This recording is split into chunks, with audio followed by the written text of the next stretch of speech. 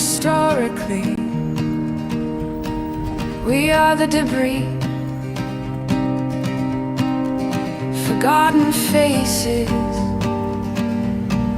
never more to be. Instead of legends fighting for something that had no guarantees, living ghosts we chose to live and die as their worker bees.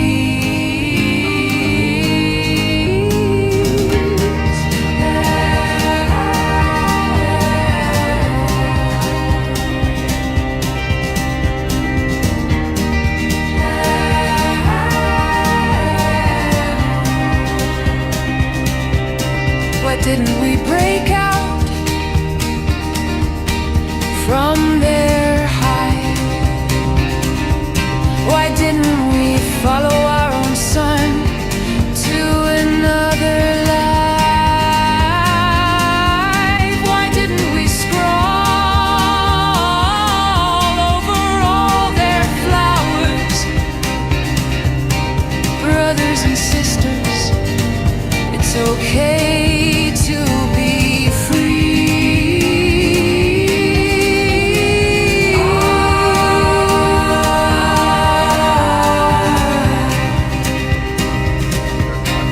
Brothers and sisters, it's time to be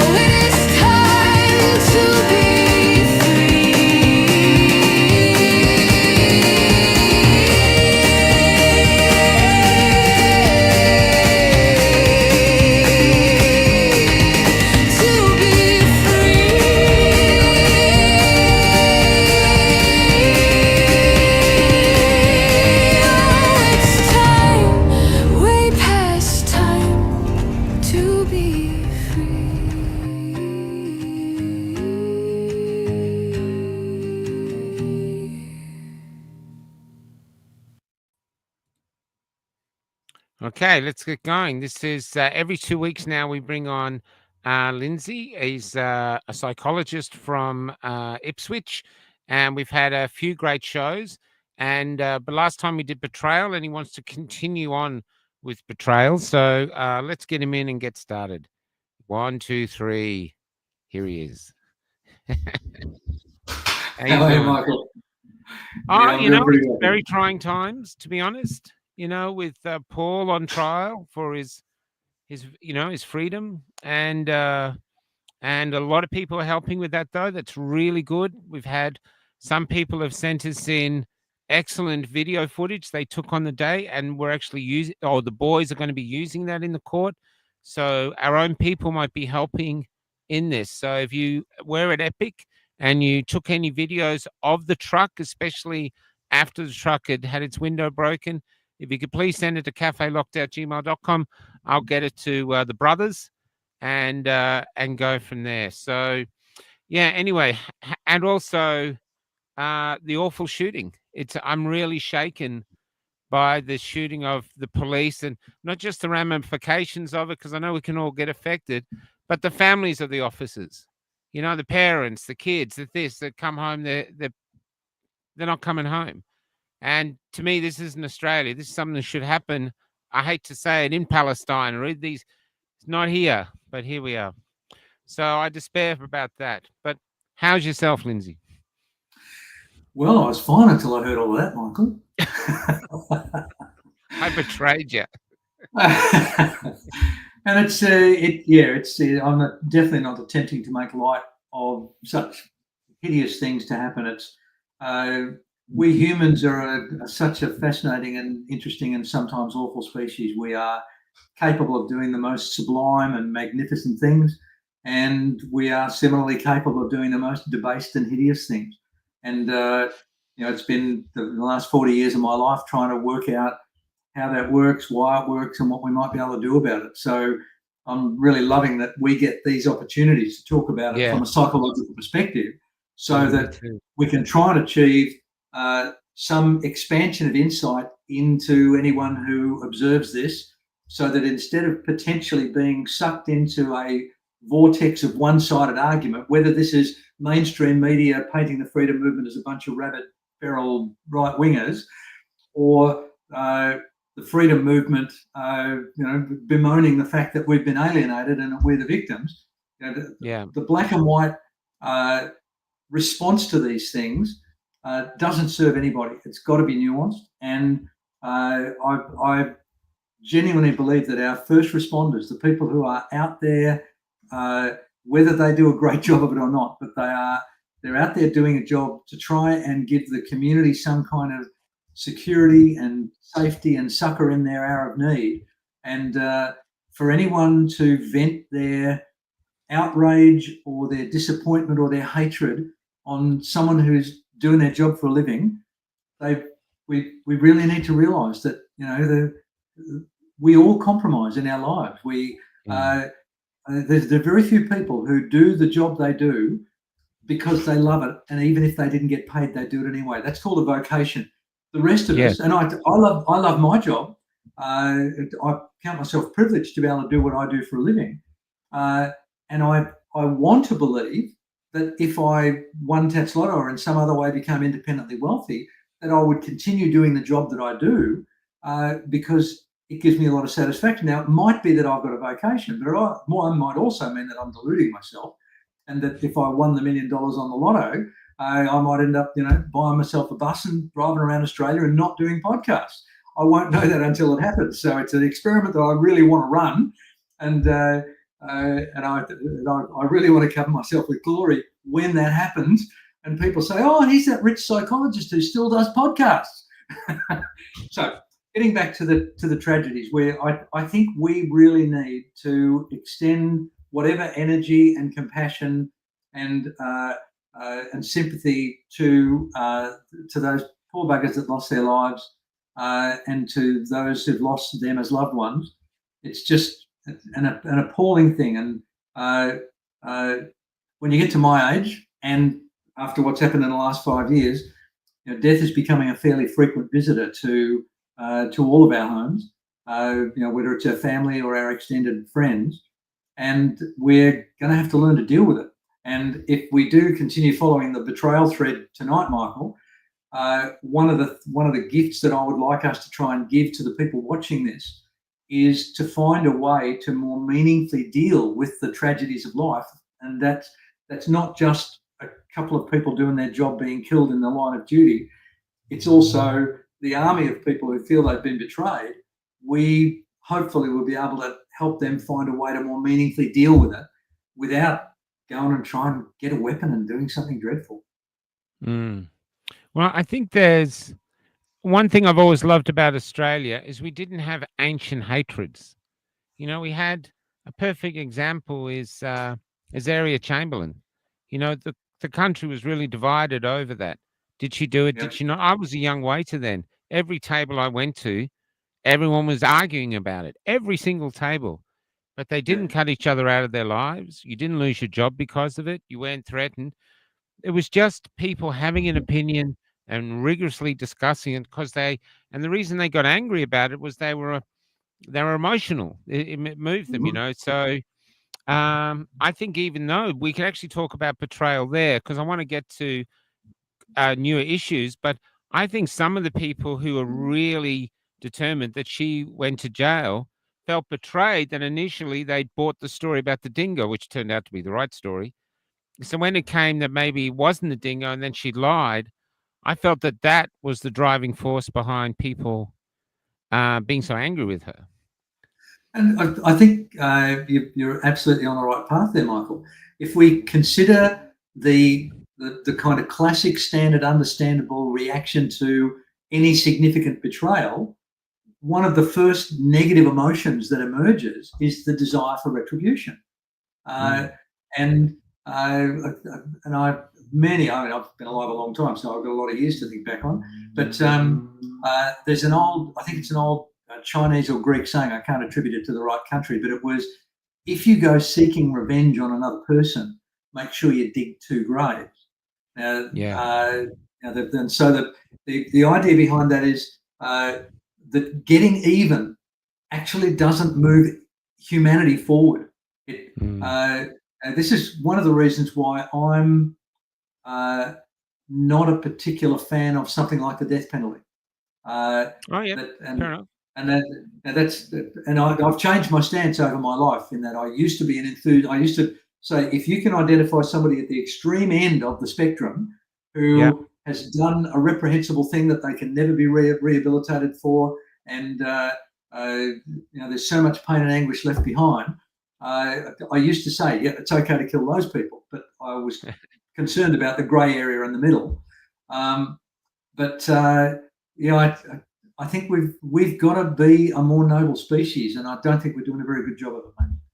Yeah, but do you know what made you change with the death penalty? What was the thing that made you change your mind? Oh, I think a whole raft of things, but I think the thing that has impacted on me mostly has been seeing true life crime documentaries where someone has been wrongfully accused of a heinous crime, and there's bodies in most Western countries, certainly Australia and the US have got them, which go about revisiting these sort of cases. Cold cases. The ones that have already been satisfied, where the guys, or whatever.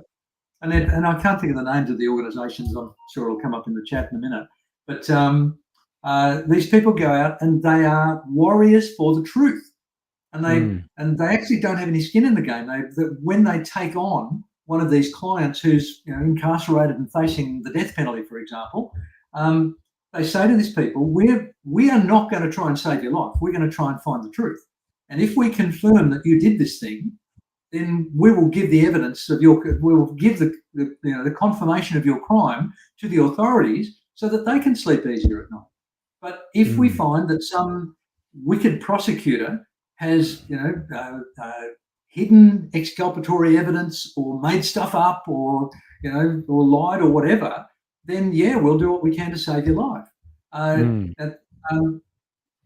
So having seen that and recognizing our species' capacity for screwing stuff up, something like the death penalty is such an irreversible thing that even if somebody has done something reprehensible, and there's a darker side of this that I'll get to in a moment, Michael, even if somebody has done something reprehensible enough so that even I might be moved to be the executioner if I was given the opportunity, I've now, and I want to say matured, but I don't think I'm very mature, but whatever has changed in me as I've aged, I've realised that I would rather make those sorts of one-way, literally terminal decisions incredibly slowly rather than in haste.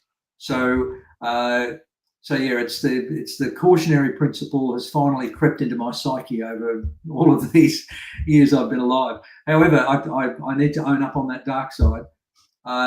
If I think some of the dreadful things that we hear people having done to other people, part of me wants them to spend a long, lonely, miserable time in prison. Yeah, I understand that. I've got no problem Mm. with. I don't have a problem with life in prison. I think life in prison is probably even a worse thing than the death penalty. Yeah, But but it also gives you the opportunity to ultimately be exonerated if yeah, that's if true. you've Yeah, been unfairly accused and incorrectly yeah. sentenced. Then if you're But serving a life sentence, I've never been in a court. I've been in like when I had my fine for being a protester. I was in the smaller courts, but I've never been in the Supreme. I've never sat in the Supreme Court. Now here I am in Supreme Court, watching Paul, who's a lovely young man, and the prosecutor, of course, has to portray him as this, you know, monster, yeah, as something else, as the as you know what I mean, a bad person. yeah, And yeah. you're watching the police come in their medals and all the uniforms, and you're listening to the prosecutor. And the thing that's not swaying me is I know Paul, but you're realizing it's very easy to sway people with the theatrical displays, tonal use of certain words. And if Paul was on trial for his life, you could see how wrong verdicts could occur, Yeah. basically based to our human nature, which is why I think the death penalty is wrong, because there's no coming back. You kill the guy, and that happened. I know there was a serial killer in Perth. I can't remember his name. He used to just go into your house and shoot you. Tim Winton wrote about it in Cloud Street and others. He had a cleft palate. He was a strange looking fella, but that's what he did, and he was the last person hung in Perth. But before they hanged him or hung him, And yeah, he told them that this other guy they had in jail uh, was innocent, that he'd actually done the killing. And this other guy was in jail. His girlfriend and him had an argument. The girlfriend had gone out.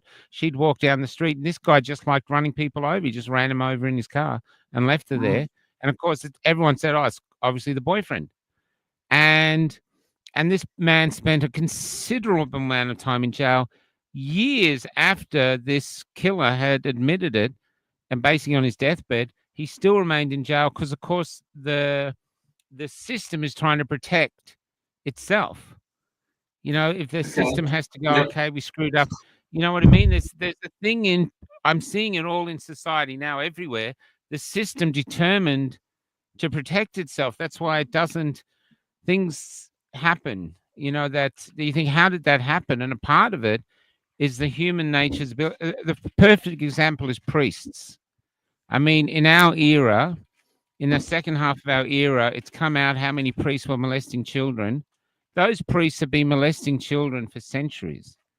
And the mm, reality is that there would have been mothers and fathers or especially fathers, who probably were molested by priests and yet stood quietly as they let their sons become altar boys. And that's the reality. There's a big thing in okay. Can I? protecting the system. Yeah, talk about Yeah. that. Okay, that's It's an definitely easy part of what subject. well, I offered an easy one. no, I think it relates to the core of what we're talking about tonight, which is betrayal. That Yeah. those abused parents who then went on to allow their children to be exposed to the same potential abuse, Mm. that is a potential betrayal. Now, Yeah. uh, and I've got a Double fairly betrayal. strong I've got a fairly strong suspicion that this is a part of the human condition. That if you look at the amount of time that humanity's been around, like millions of years, and I'm not interested in how long it is, it's just a very, very, very long time. The amount of time that we've been organised and arguably civilised, if the time we've been on Earth was represented by 365 days, the amount of time that we've lived in arguably civilised communal groups with some sort of decency and rules and in play would be like the last 10 seconds of the 31st of December. So for the majority of our existence as a species, we've effectively lived as opportunistic, borderline starvation hunter-gatherers, and we've lived in tribes. And our only Yes. security as hunter-gatherers was our position in the tribe. Whether that was the guy leading the tribe, the strongest person in the tribe, or whether it was the weak hanger-on who I don't know, cleaned the toilets. That whatever our position in the tribe was, that was our life security. And if we acted contrary to the mores of our tribe, we ran the risk of our tribe expelling us. And an individual caveman out in the wilderness is a dead caveman. And so I, as a psychologist, when I look for some form of explanation as to why people do the sometimes crazy things they do, the very first thing I look for, does this have an evolutionary component to it? Is there something in our makeup that we've inherited without our permission and without our knowledge that is impelling us to do this? And this notion of the abused parent exposing their child to a similar risk of abuse, that could be explained quite reasonably by saying these parents are part of a tribe, call it the Catholic Church, whatever, and if they act contrary to the mores of the church, and if they point that pedophile priest out, they might just be thrown out into the wilderness. And anthropologically, that's an untenable place to be. And so the ancient fear of being ostracized from the tribe overrides their love for their child. Well, that's assuming that there is a rational balance in the individual. But in those particular No, Michael. No, I think there's something more subtle that emerges from that understandable observation that you just made. Underlying what I just heard you say is the assumption that we humans are rational entities, that we actually weigh things up, and that these poor buggers who were abused themselves, when they become parents and they have to, and they follow the ritual of sending their children to church, the inference under what I heard you say was that these parents cognitively recognize that they're putting their children at the same risk that they went at, but they do it instead because they've balanced up that this is the price of being part of the tribe. I don't believe that's psychologically how it happens. I think these decisions are not cognitive, aware decisions. They're programmed decisions, and most people don't even know they're doing it. This is where the notion of doubling down of stupidity, where even though there is now a sizable minority of people in the world who have some insights into what has taken place over the last 5 years, and these people believe, and I'm one of them, believe that we've seen behind the curtain, and we've seen the little man pulling the levers to make the mighty Oz roar, speak and roar, and we're wondering why the rest of the audience in the theatre doesn't realise that they've had a trick played upon them. And that's this, and one of the explanations is this basic fundamental program, and that we're a tribal species, and if our membership in the tribe is threatened, then it's too big a price for a caveman to pay to disagree with the tribe. Now, the fact that we now live in the 21st century and we can find another tribe tomorrow, we can, when we're no longer limited to the people that we associated with, but our brain has forgotten. Yeah, I get it, man. I used to say this. I used to say this in the first marches I went to. I used to tell people maybe they're not waking up because this is tribal. So it's really interesting to hear it. Steve Adams here. The threat of exclusion drives our worst traits, cowardice being the result. And so they go with cowardice because they think it will protect them, which is interesting with this march coming up. Because I wonder with this march coming up on the 31st, because so many people are going, especially vaccinated people. It's basically, I think, people who have chosen the silent route and just trying to ride out the storm. I think they're realizing this storm ain't going to end. This ain't a phase. This ain't some sort of speed hump on the way. And I think they feel betrayed. And I think that's why people can feel the country's ready to sort of have a great pressure relief. My purview is not social psychology. Whatever insights I want to try and bring to these conversations are essentially individual psychology. But I'm fearful that there's a whole that this. Okay, let's get back to the threat of betrayal from momentarily at least. betrayal is not betrayal until it's recognised. So if my business partner is stealing money from the business and I'm unaware of it, I'm not feeling outraged. I don't feel a sense of betrayal. I'm unaware of it.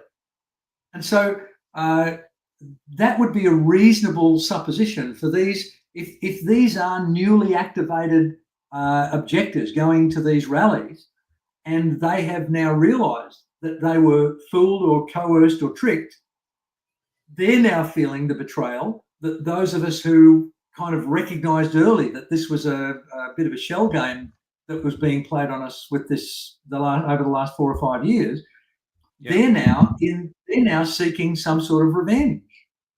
They're in that resentment.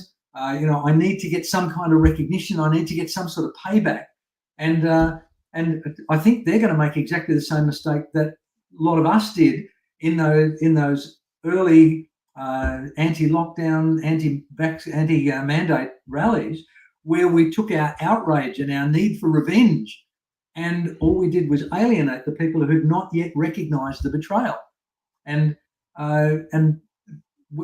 we really need those of us who are a little bit further down the path of living with this massive betrayal that we've been under. And there's an online men's group that I hang out with, and one of the guys, Aldo, I'll give him a shout out now.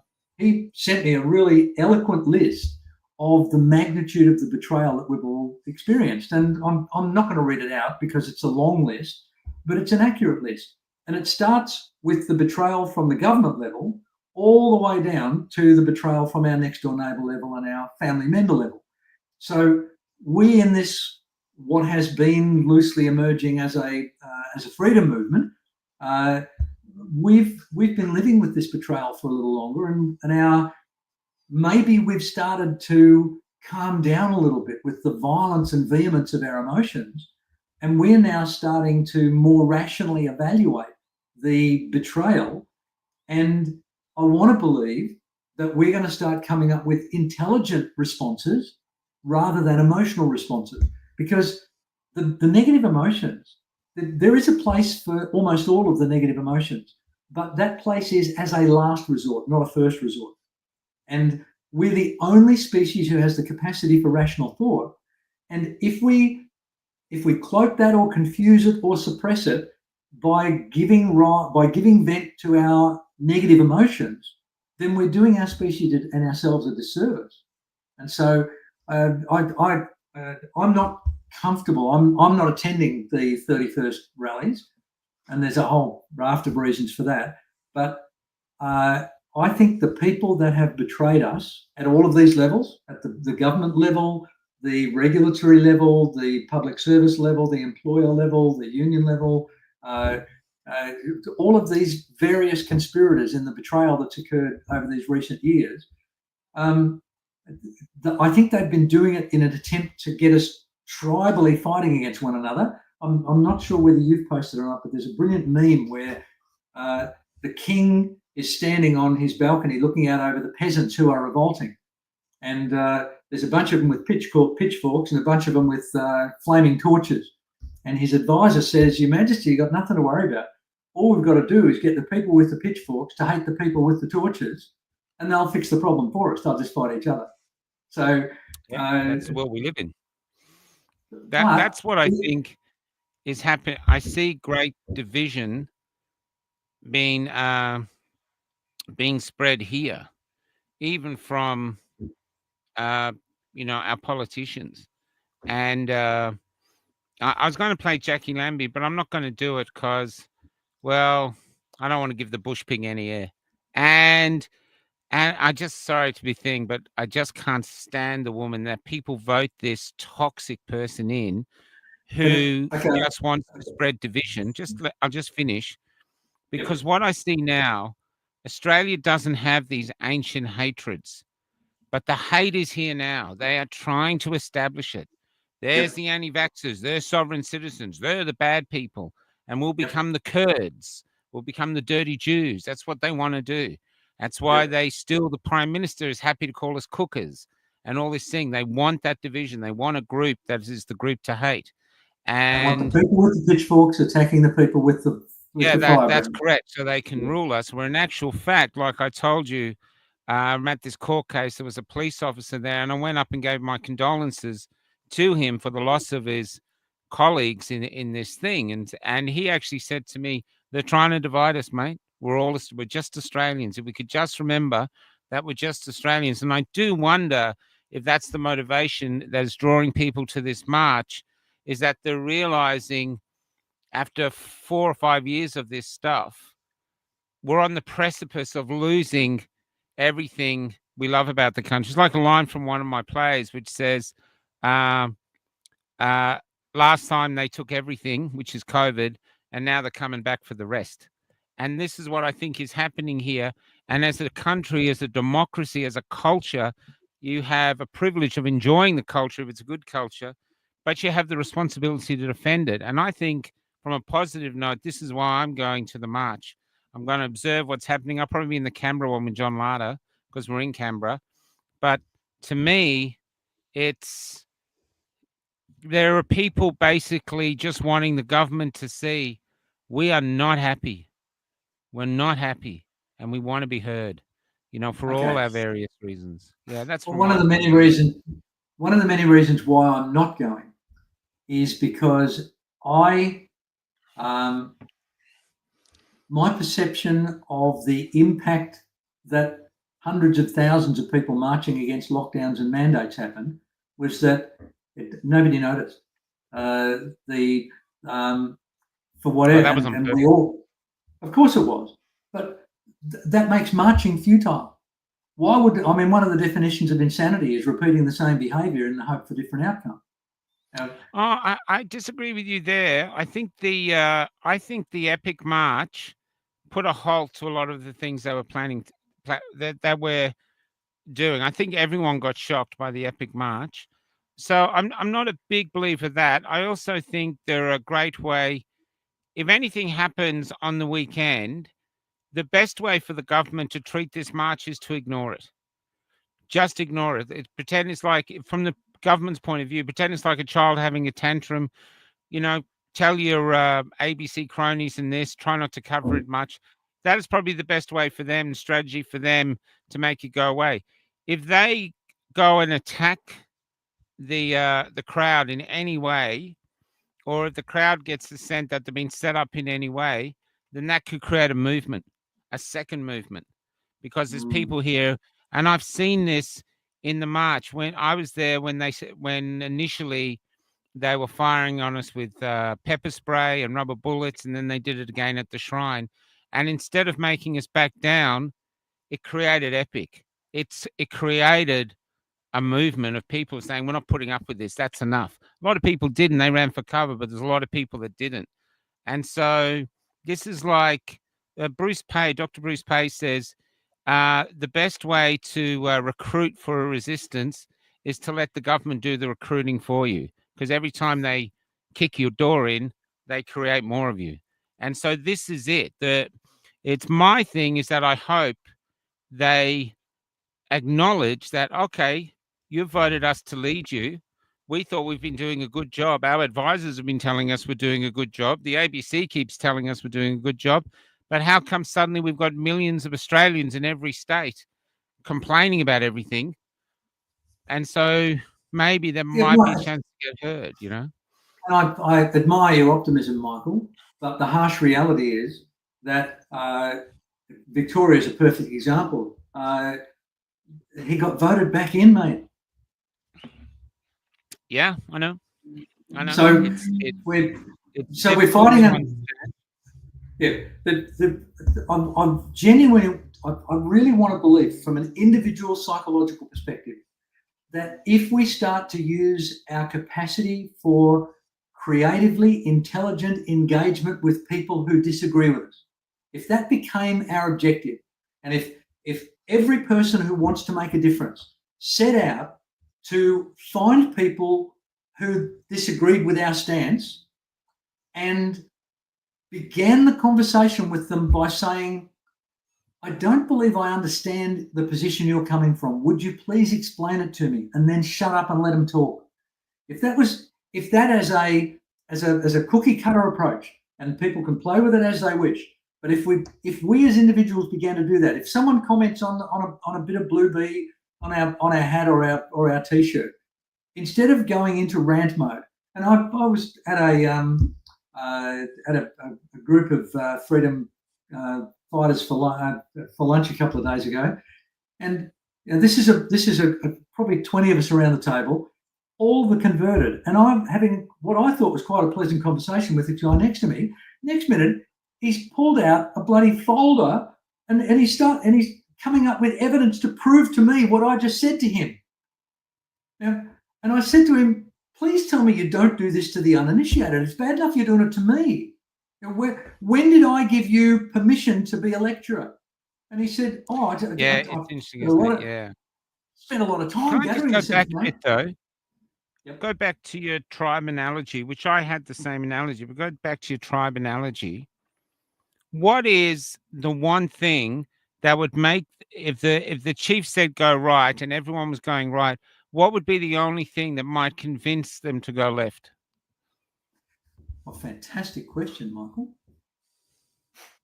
When I shut up, it means I'm thinking, Michael, so it doesn't happen very often. Okay, there's a couple of things. And it's situational, I believe. If the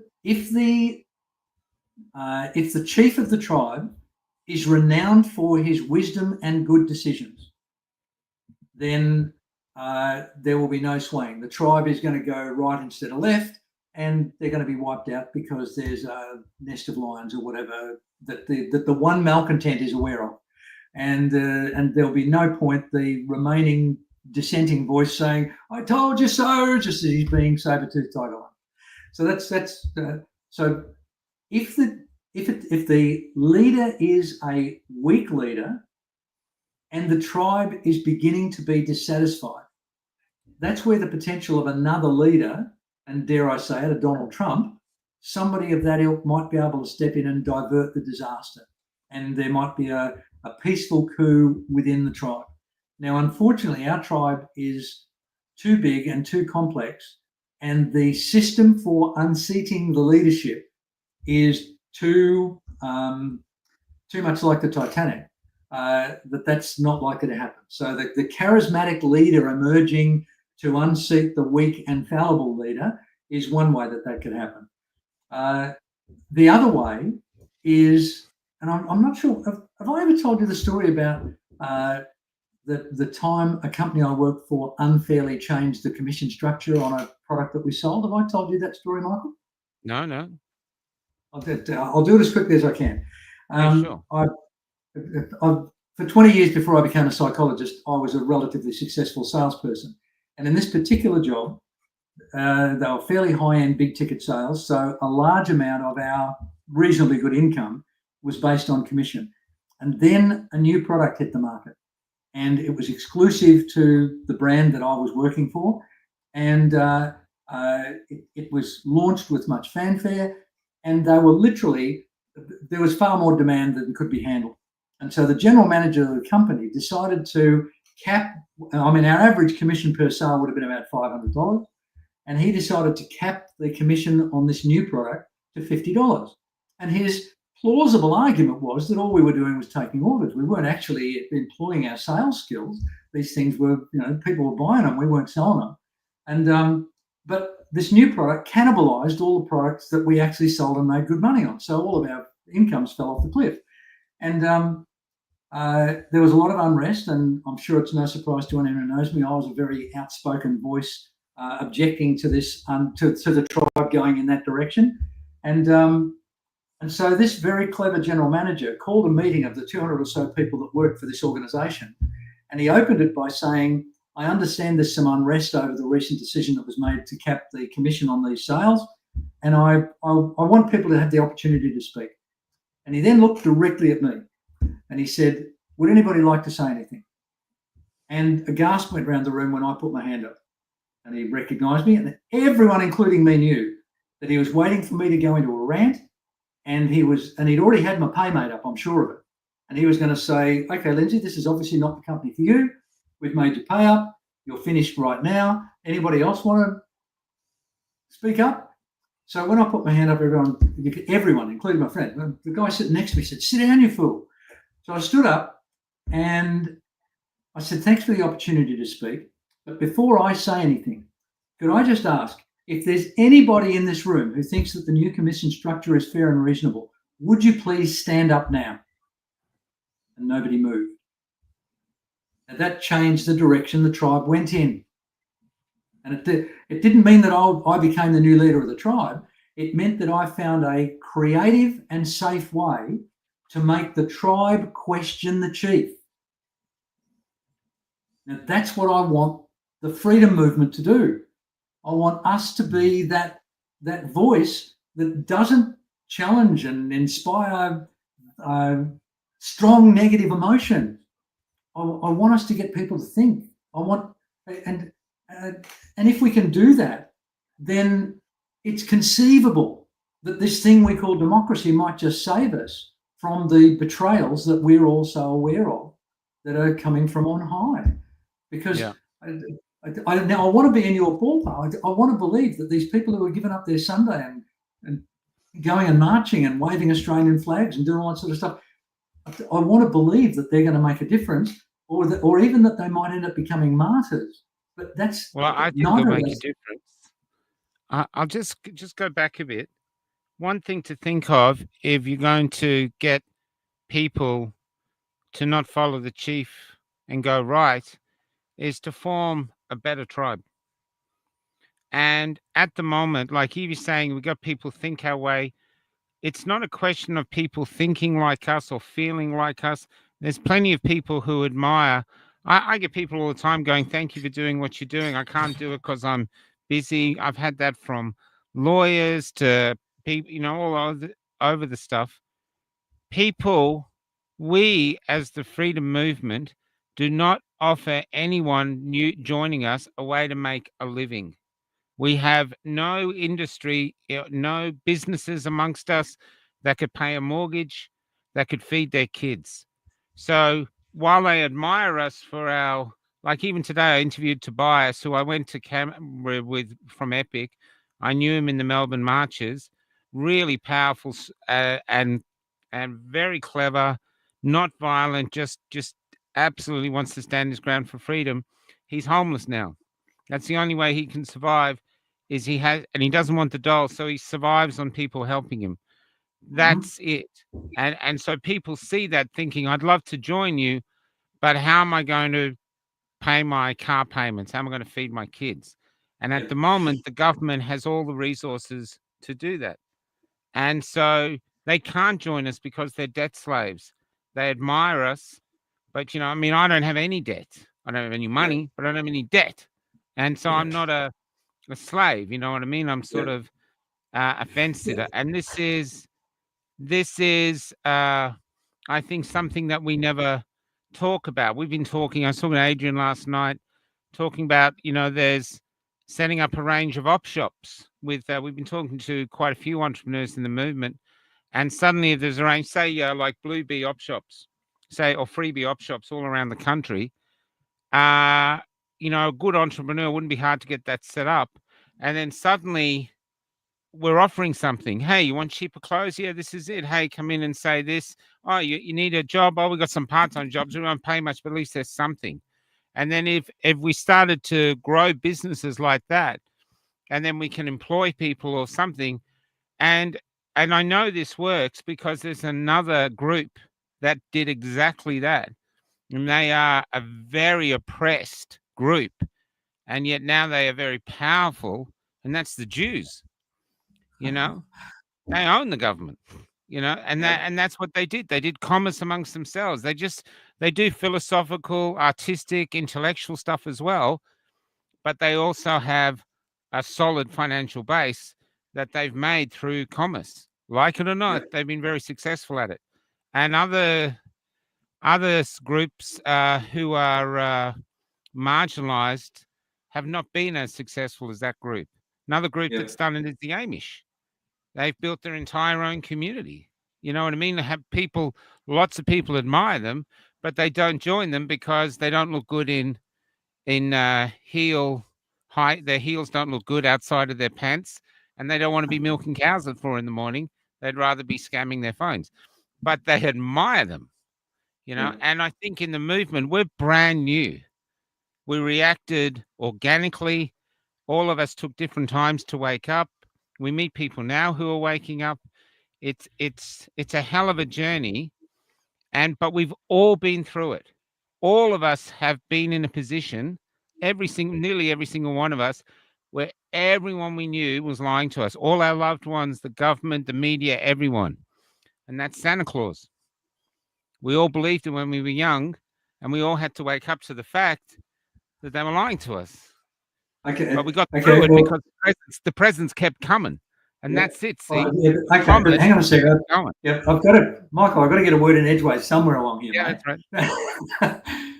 What you just described with Santa Claus is what I would call benevolent betrayal. That nobody tricks their child into believing in Santa because they're trying to ruin their child's life. So there's categories of betrayal, and even though I remember I played Santa at the little street that I used to live in. We had a Christmas party and everyone on the street came.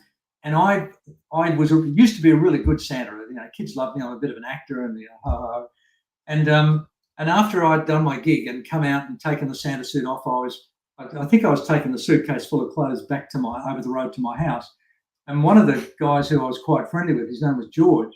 He walked up towards me up the drive, and I had no idea what he was going to say to me. And I noticed that his maybe 7-year-old son was tagging along behind him.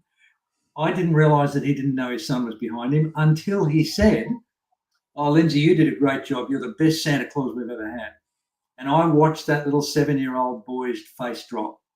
And that was a monumental betrayal. And George saw my face looking past him, and George turned around, and here's the two adults with tears in their eyes, and the little kid just confused. The little kid, "So you were Santa?" And so we gave that little boy the truth, and I don't believe he ever hated us for it, and I don't think he was traumatized for it, because he understood that we were playing a trick on him because we loved him and it gave him joy. Now that's benevolent betrayal, and if that's the only betrayal that people ever have to deal with, then man, that's a good place to be. But that's not what we're talking about. I understand what you're saying there, but we're talking about malevolent betrayal. Yeah. And so that means somehow we've got to help people get their heads around how to recognize, how to accommodate, how to tolerate, and how to heal from these malevolent betrayals that are so prevalent. And as we've already talked about tonight, the instinctive emotional reaction is to get even. Michael, we're in the same tribe, and you've stolen my spear, and I'm outraged as a result, and something needs to make it right. Now, that might work in a tribal culture. I might be able to take my spear back and poke you in the leg with it, and that might satisfy my need for revenge, and then we can be best of friends again the next day. But what do I do when you steal my spear the next time? If my go-to is revenge and looking for some sort of way to punish you, then how do I escalate that meaningfully? The reality is, and this is arguably one of the origins of religion, is a meaningful reaction to betrayal is to try to allow the person who has enacted the betrayal to realize what it is that they've done to you and own the awfulness of their behavior. Now, if you are the sole outraged member of the tribe, I don't know whether the guy in the next tent over cares about you stealing my spear, but I don't think he does much. And so that means I'm not going to have a howling mob coming with me to Michael's tent to get my spear back. No. And so this idea of retribution, I think the 21st century would be a terrific time to let it go, because we need to let the betrayers realize that we see what they've done, and that we're quite happy to talk about what they've done, and that they're the bad guys for having done what they've done. And hopefully there will be some kind of meaningful consequences to them that don't involve us sticking our spear in them. Do you think it's very rare you meet people who will readily admit they've done the wrong thing? Totally You agree. know, Totally agree. that's very rare. That's why I'd be very surprised if we saw an apology in our time. In fact, like thalidomide, it happened, you know, 50 years, 60 years later. Once Yep. once they're rolling out a new something, they didn't want to make sure no one came back with thalidomide. So there's one thing I always remember is, we talk about being best, talk about being fair, talk about the great qualities of us, but we're the dominant species on the planet. And we're not that because we kindly ask the other people, do you mind if we farm you and eat you and treat you terribly? Or animals that got in our way, do you mind if we drive you into extinction because we want to build a golf course here? We Mhm. just did it. You know what I mean? I mean, look at the difference between us and, say, the Romans, which is what, 400 or 500 years or more. I don't know how long ago that was, Well, it but was they about were about 2025 years ago was 2000, yeah. at their But they heyday. were sitting there watching Christians apparently being eaten by lions, and that Yep. was their version of Days of Our Lives. And Okay. Yep, Michael, you do a brilliant job of raising about 12 really fantastic topics in the same yeah, paragraph. give me something to do. So, and I'm left trying to sort out, okay, I can't deal with all of them. Which one am I going to deal with? Yeah, cool, man. What you're referencing there, so let's briefly deal with the Romans. What you're dealing there is tribal cohesion. That if your Yeah. tribe normalizes that sort of bestial behavior, then it's dangerous to question it. And we're the equivalent of the Christians in the Roman era, that we have recognized what we see as bestial behavior and betrayal from our government and all the other layers of infrastructure down. But the rest of the Romans are, raving them on. One of my favourite Christian in the Roman day jokes was this poor bugger was buried up to his neck in the sand, and then they released the lion, and the lion rushed out and tentatively pawed at this disembodied head in the middle of the sand, and the quick-thinking Christian bit the lion on the paw, and the lion backed off, really? and all the Romans as one screamed out, "Play fair, Christian!" Wow. There's They blame the Christian and that's what the crowd is selling us. They're telling us you're the crazy people, you're the radical right wingers, you're the anti-vaxxers, you're the tinfoil hat wearers, because you're not passively letting the lion eat your head. Yeah. That's right. That's right. Well, in a way, okay. we kind of did that here. But anyway, keep going. Okay, so I can, looking at history, you pointing out thalidomide is very valid. The medical industry didn't begin washing their hands between patients until about 20 years after Semmelweis's death. Mm-hmm. I don't think the church changed its mind on whether the sun rotated around the earth or what Copernicus said until many years after Copernicus's death. Nelson Mandela was languished in prison for 27 years before his objection to being betrayed by his white overlords eventually bore fruit. The most common way that these things happen, even after Christ was crucified, it took hundreds of years for Christianity to meaningfully emerge from that terrible betrayal.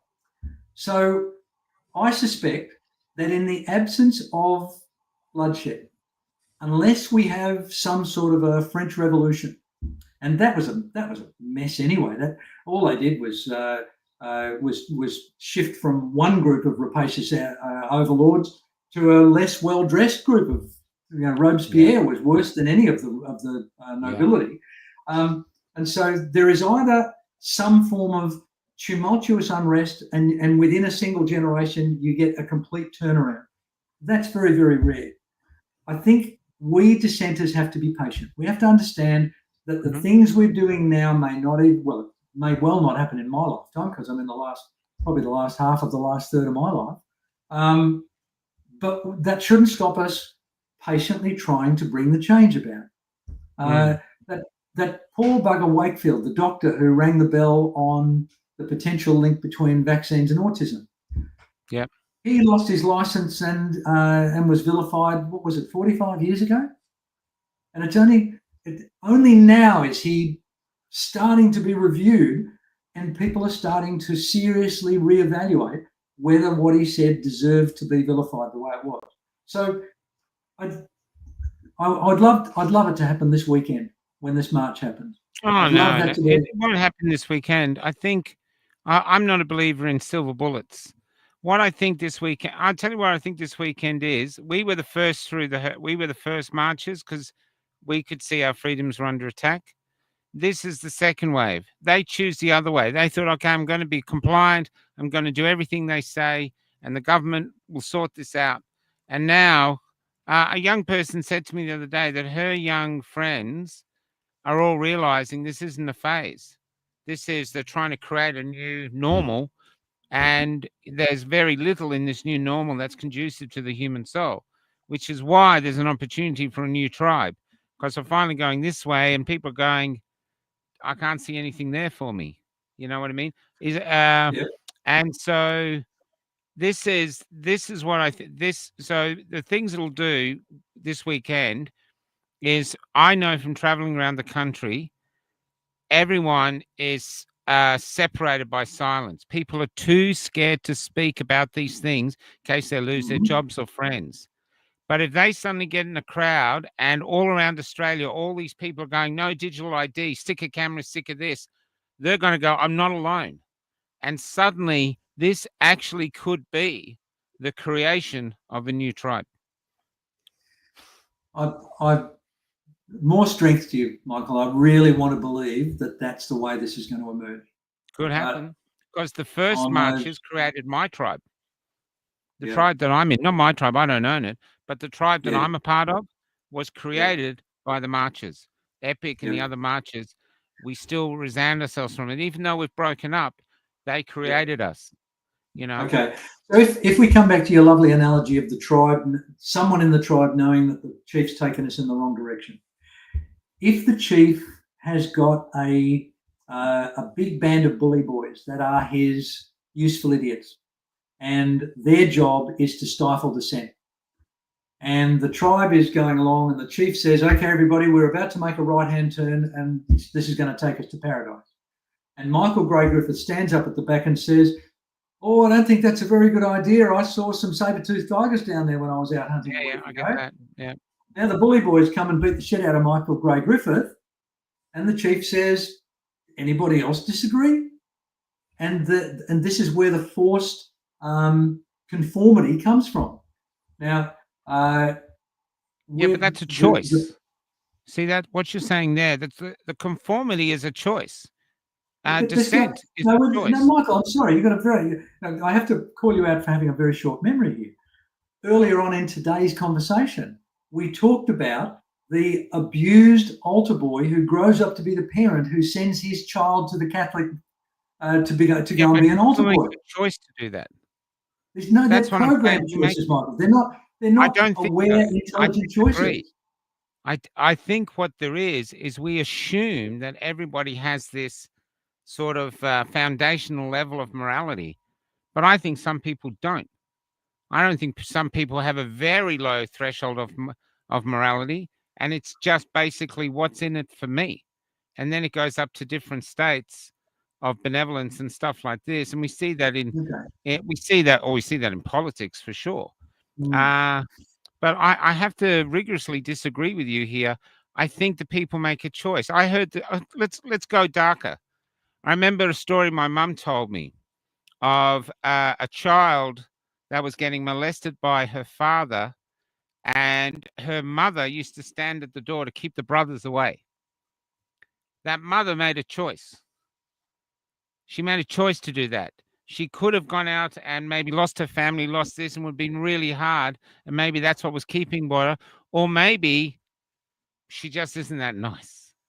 It is a possible that there are parts of people in this society that are not that nice and only feign having morality and caring. Okay. And they don't actually. I love the fact that we're willing to remain friends and still disagree. And you haven't won me over yet, because I think what you're now doing is benevolently projecting. I want to believe that you and I and almost everybody on this call are weirdos. We are not ordinary humans. But what we've done is we've made a choice.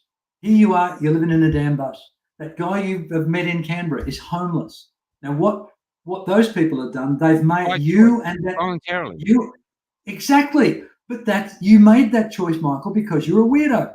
Because you do have, for some peculiar quirk that is strangely evident in what we call this freedom movement. These people that are watching programs like this, we would not stand at the doorway and keep the other children away while the father raped the daughter. We'd be buying a gun and we'd kill the bastard, and we would know that we'd go to jail for it. But we would have the courage of our convictions. That is an extraordinarily rare thing, Michael, and you're projecting it onto the general community. You're saying and I agree with you. Everybody's got the capacity to make that moral choice, but almost nobody has got the real ability to do it, because the pressure that the environment puts on you. That mother who stood at the door and protected her husband while he raped her daughter. The deal with the devil that she was doing was that he might not have beaten her as badly the next night if he did that for her. And it's easy to label it cowardice, and on some levels it is. But as a psychologist, I've had to come to grips with some extraordinary things that my clients have shared with me that have happened to them in their lives, and many of them come with the trauma of shame for arguably having stood in the doorway and protected the rapist while he was molesting the child. And these people, they can't comprehend why they did it, because they know it was wrong, and they keep saying let's go there. Sorry? There's another comment there saying he knows some. We all know those stories. Yep. Let's go what you're saying about my choice, right? Now, okay, go ahead. I'll finish. I'm not sure whether you're receiving the compliment that I'm giving you and the majority of the people watching this call. We represent I think a surprisingly small minority of people who, for some genetic or environmental or intentional quirk, we do make those sort of choices when we're aware of them. But I'm telling you, as a psychologist with 30 years experience and as a human with 74 years of experience, the majority of humans don't have the intestinal fortitude to be able to make those difficult decisions and say, I would rather be homeless and live in a ditch than let my husband rape my daughter one more time. And it's not because they weigh the options up. They only see the benefit for themselves or the cost to themselves. And most humans are very poorly equipped to be able to confront such awfulness. And so we go into a state of denial, cognitive dissonance, Cartesian crisis, all of these really important phenomena that occur, and we become helpless but to do hideous things. The whole German population was behind Hitler. And post-World War II, there was only a couple of ways the people who had promoted fascism and Hitler during the years of that terrible Second World War, once they were vanquished and once they could no longer pretend to be the master race who were winning the war, there's only two ways that the population of Germany who were collaborators, they either killed themselves, and the Allies reported finding hundreds and hundreds of suicides when they finally went into Berlin, or they never spoke of it again. Yeah. And that's ordinary humans, Michael. And what we are in is a tribe of extraordinary humans. I need to make this point really, really. We're in a tribe of extraordinary humans. We're the one, out of our group, out of the people that we loosely call this tribe that we're connected with, that's where people like Schindler would have come from. But he was one in a million. Now, our job, I believe, if we found this thing in ourselves, somehow we need to find a way to infect the rest of the population with whatever it is that we want to define it, whether it's courage, whether it's honesty, whether it's some intellectual rigor, whatever we bring to the table. if we can infect other members of the community who are like that poor woman that stood in the door and prevented her sons coming in to protect their sister, if we can now imagine the realization that one would have when her own awfulness actually came home to roost. Now that, I can't imagine what sort of an existential crisis that would be. Now that means that's an enormity far greater than just somebody bloody telling us we shouldn't get medical treatment because we're unvaccinated. But when that dear friend of 40 years has the realization that he actually did an offensive, hideous, inhuman thing by saying the unvaccinated should be denied medical care, at that moment, the people that he vilified should be there to embrace him and say to him, I think I understand why you did that horrible thing. I forgive you for it. So that's my rant, Michael. Oh, you've frozen, mate. Oh, I thought you were just paying attention to me. I wonder who's going to air, whether it's me or Michael. Can't get you, Michael. For a brief moment there, I thought I had you enthralled. Sorry, no. There's I don't know what happened. We're on Starlink, but it's pouring with rain here. So, yeah, I just missed the. And you've frozen again, mate. I don't know whether you can hear me.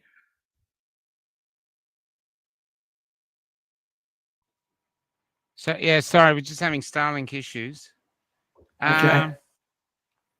I just want to go back a bit though, just to give you something to think about. There's a lot of people in the movement are old, and 50 and up. I go to gatherings in all these country towns and anywhere I go, and there are some young people, but most people are late 40s or 50s and up. And I wonder if they're with us, and if they're with us because there is a part initially where your value system is about, stuff. I need to buy a house, need to get a great car, need to get this, need to get this. But not everybody, but some of us get to a point of realizing, wow, I've got all this stuff, or I've had it all, and I'm vacuous. And then out of that vacuum, this is where these greater morality, integrity, nobility, these other things emerge, because you're thinking, and then once they start to, and you start doing more benevolent things, like you help in a soup kitchen, other people I've met like that, suddenly that hole inside them, they find is filled by purpose of something greater than themselves that doesn't acquire, it is not to do with, a perfect example is the guy that runs the site, Excess Deaths Australia, I think, or one of those, suddenly died. He doesn't do interviews and stuff, but he works like a Trojan, and he's how we get the Forest of the Fallen. He collects all this. He's always busy, and yet he's found great purpose in doing that. I find people now who want to help with me, they're doing their job to pay the bills, but anything they can do to help, they love, because we've got people. Margie makes mugs. Margie Mugs, we call her in Mildura, Maryborough. She makes mugs for us. There's other things. There's mechanics work on the bus for us. They like to keep the bus going. So we've created something that means more than money. And I just wonder if this is the journey people take. If you've found this through your patients, as they get older, they yearn for something that literally nothing they can buy is going to feed. So they start looking for something with some other way to fill this hole inside of them. Or am I just a weirdo? Well, of course you are, but so am I. It's an interesting. I mean, there is some potential for age to bring wisdom, but gee, there's a lot of stupid old people too, mate. It's not a guarantee. It's a side effect of living a life full of experiences. Is that some wisdom comes, and usually with wisdom, you will have heard of the Dunning-Kruger effect, I suspect. Yes. Okay. I've heard of it, but fill us in just to come in. I just check what's wrong with my Starlink. Hopefully it hasn't blown off the roof. So go ahead. So, yeah, I'm sorry, I've just got to get back on track now. Man, I've lost it entirely. The something Kruger effect. Oh yes, the Dunning-Kruger effect. That the amount of confidence that a person has in their convictions is almost perfectly correlated with their ignorance on that particular subject.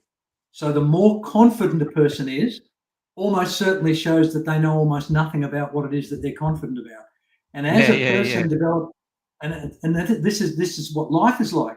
That when you're a teenager or 20 years of age, you are supremely confident that you know everything about everything, even though you know nothing about nothing.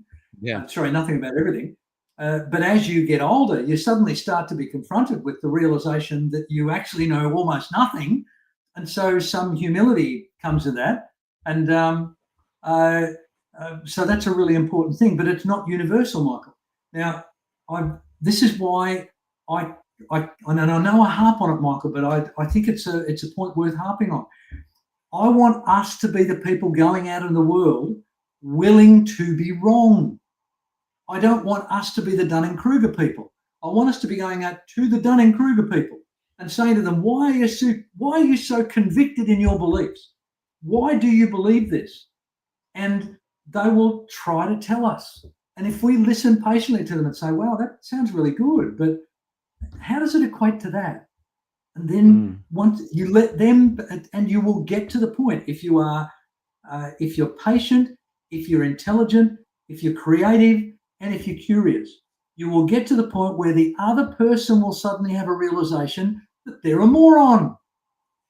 And that's not the moment to go, told you so. That's the moment to go, are you okay? Do you need to talk to me about something? And you embrace them. You provide them with compassion and understanding. And if they say, oh my God, how can I not have known this? You say, it's understandable. I say to people all the time, I believed that the government was acting in my interest until I was 70 years of age, in spite of all the evidence to the contrary. And I'm a reasonably intelligent, curious person. It's really easy to be fooled when you're being fooled by experts. I know a lot of people in the movement, and I haven't met one yet who is priding themselves on saying, I told you so, personally. Excellent. In fact, there was resentment early on, and people wanted to be, they wanted an apology, which we've all realized we'll never get. The people have now is grief. And it's a grief for those people who are vaccine injured or losing someone to, they suddenly died suddenly and we don't say anything, we just grieve. And the other reason we grieve, I think, is because we never knew for certain whether we were right. Some did, but everything we suggested could happen is happening. Like the young man who I interviewed his father, he's had to have a heart transplant at 21, 22. Myocarditis killed his heart. Initially, when we're doing the marches, people were saying this on all the podcasts, the young men are going to need heart transplants, but I'd never heard of it until now. But when it happened, it didn't make me go, told you so, shouldn't have taken it. And maybe some do in the comments. But to me, it was great. Michael, my apologies for having distracted by such a blunt and extravagant response. That was not the point of the story. Let me finish, though. But the other thing that I love about our community, and not everyone said it, but if I have conversations, people say it, they want to be wrong. They would be happy to be the fools and to be seen as stupid because they got proven that they're wrong and the vaccine was safe and effective and worked and stuff like this. But unfortunately, being right has come with a great burden. And we're still dealing with the fact, like you said, a lot of the community, no matter, it's like when I did that 10th bird rant. We're not up to the 10th bird yet. Maybe the march is the 10th bird. Have I told you about the 10th bird? No. Early on, when we were doing probably in the first 2 or 3 months of when we started with when Damien Richardson joined me, a man put a comment on. If he was watching, I don't know who he is. I'd love to have him on. And he said, I'm a hunter. I hunt birds. If I can get close enough that they can't see me, and he has a 22, so it's not very loud, I can sometimes shoot up to 10 of them where they're sitting there watching their friends' heads blown off. And it'll take, and by the 10th one, they'll go, let's get the flock out of here. And they're gone. And I was thinking, in our country, what is the 10th bird? What is the final thing where the population goes, okay, enough? You've got drag queens teaching the kids. You're teaching our kids. Like we just heard tonight from a government employee that wants to remain secret, that in the kindergartens now and in the daycare centres, no Australian flags. Aboriginal flags, other flags, but no Aussie flags.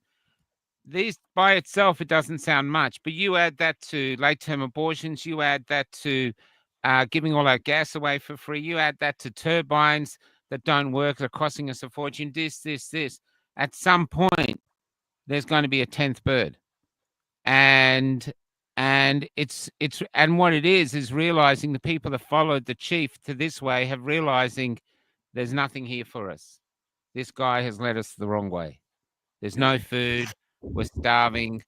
And because at the moment, and this does tie in, I think Australia is waking up to the fact that we've got all this mineral wealth and yet we're broke. So currently Australia, a great poster for Australia or a meme would be a lot of starving people standing in an all-you-can-eat restaurant. Because the wealth is there to be had, and yet we're going broke. We're being done. And I think the evidence is getting so overwhelming. So, and this gets back to betrayal. Because at the moment, they're blaming migration, but it's not the immigrants' fault. We've been betrayed. It's the politicians' fault. Yep. I even think it's deeper than that. I think it's deeper than the politicians. I think it's us. We lived through the She'll Be Right era, where we didn't give a shit about what the politicians were doing because we were still getting paid and we could afford the mortgage and everything. So we were happy as Larry. Where behind the scenes, I think these incompetent politicians were going up and saying, free trade agreement. We give you everything and you give us nothing. Yeah, that sounds good. And suddenly we have no industry at all, nothing. We've got a country that's basically a service country, a service industry country. And here's where we are. And this is what's happening now. The country's waking up to realizing we've been betrayed. And I do wonder if the community will have the courage, and this would be a great question, actually, will have the courage to understand we are the betrayers. We betrayed the lucky country by not living up to the responsibility of monitoring what the grubs were doing.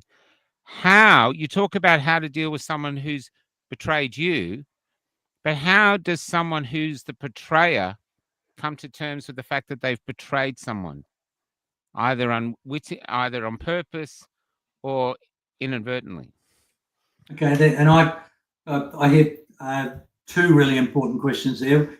One is, if I have actively been part of the betrayal, if I've been a useful idiot in promoting all of this stuff and I have an awakening, that would be the equivalent of the post-Berlin Second World War experience, where people will find their own existence intolerable and they will either go into silent denial or do something more drastic like the poor buggers in Berlin did.